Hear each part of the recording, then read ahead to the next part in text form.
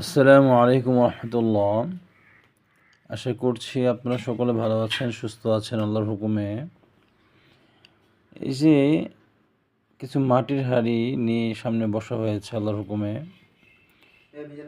এবং এখানে কিছু কাজ আমরা করব আল্লাহর কোরআনের মাধ্যমে, আল্লাহর হুকুমে।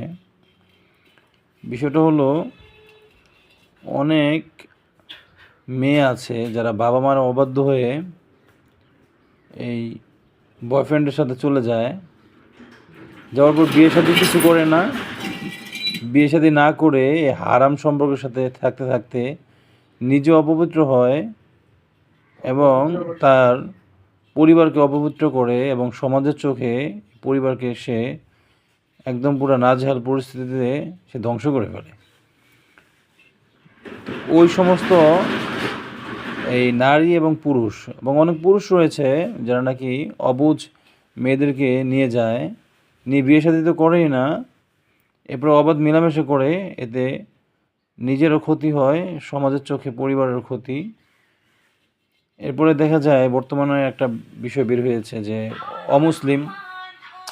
কিছু অমুসলিম তারা মুসলমান হবে বলে কিছু মেয়েদেরকে কুপ্ররোচনা দিয়ে এরপরে একের পর এক আকাম সাকাম করতে থাকে। এরপর হচ্ছে বিভিন্ন অশ্লীল কাজের সাথে জড়িত। আসলে এই সমস্ত কাজের জন্য তাদেরকে দূর থেকে বিচ্ছেদ করিয়ে আল্লাহর কোরআনের মাধ্যমে তারা যেন আবার ঘরে ফিরে আসে, এই কাজের জন্য আসলে মূলত এগুলো প্রস্তুত করা হচ্ছে। মূলত যারা অবৈধ সম্পর্কের সাথে জড়িত, কোনোভাবেই ফিরতেছে না, কিন্তু বিয়ে করার আগে এটা করতে হবে। মানে কেউ যদি কোনো ছেলে এবং মেয়ে চলে যায়, গিয়ে যদি বিয়ে করে ফেলে, ওই ক্ষেত্রে এই বিচ্ছেদটা করা হারাম হবে।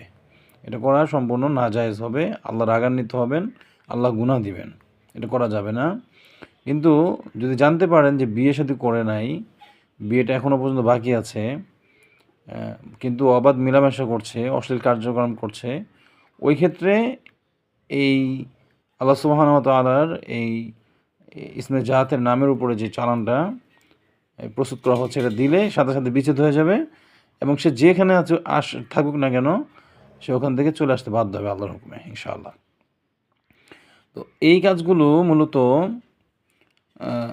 আল্লাহ সুবহানাহু ওয়া তাআলার যারা গোলাম, যারা প্রকৃত বান্দা, আল্লাহকে মহব্বত করে, রাসূলুল্লাহ সাল্লাল্লাহু আলাইহি ওয়াসাল্লামকে মহব্বত করে, যাদের ভিতরে আল্লাহ সুবহানাহু ওয়া তাআলার রহমত আছে, তারা মূলত বৈধভাবে এই কাজটা করে থাকেন। কিন্তু অনেক এই খারাপ লোক আছে যারা এই বিদ্যাগুলো পারে না, কিন্তু এই বিদ্যাগুলো শুধু জানে, তারা আবার অবৈধ কাজে ব্যবহার করতে গিয়ে নিজেরাই ক্ষতিগ্রস্ত হয়। এটা এমন একটা বিদ্যা আল্লাহ সুবহানাহু ওয়া তাআলার হুকুমে, যে বিদ্যাটা যদি আপনি সঠিকভাবে কাজে লাগান, আল্লাহ সুবহানাহু ওয়া তাআলা আপনাকে রহমত ও বরকত করবেন। আর যদি আপনি অবৈধভাবে কোনো কাজে লাগান, বিচ্ছেদের এই চালানগুলো, বিদ্যাগুলো, তাহলে এই বিদ্যাটা আপনি অবৈধভাবে কাজে লাগানোর ফলে আপনি নিজের উপরে এসে পড়বে। এই জন্য সাবধানে থাকতে হবে এবং সাবধানে কাজ করতে হবে।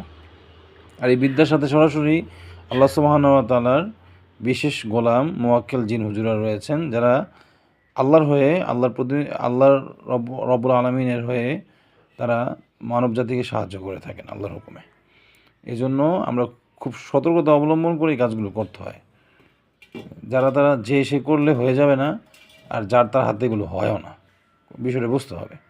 এই জন্য যেটা সঠিক কাজ, সঠিক বিষয় যেটা, এটা তাহকিক করে ভেবেচিন্তে এবার কাজগুলো করতে হবে আল্লাহর হুকুমে। আমার জন্য আপনারা সকলে দোয়া করবেন। আসসালামু আলাইকুম ওয়া রাহমাতুল্লাহি ওয়া বারাকাতুহু।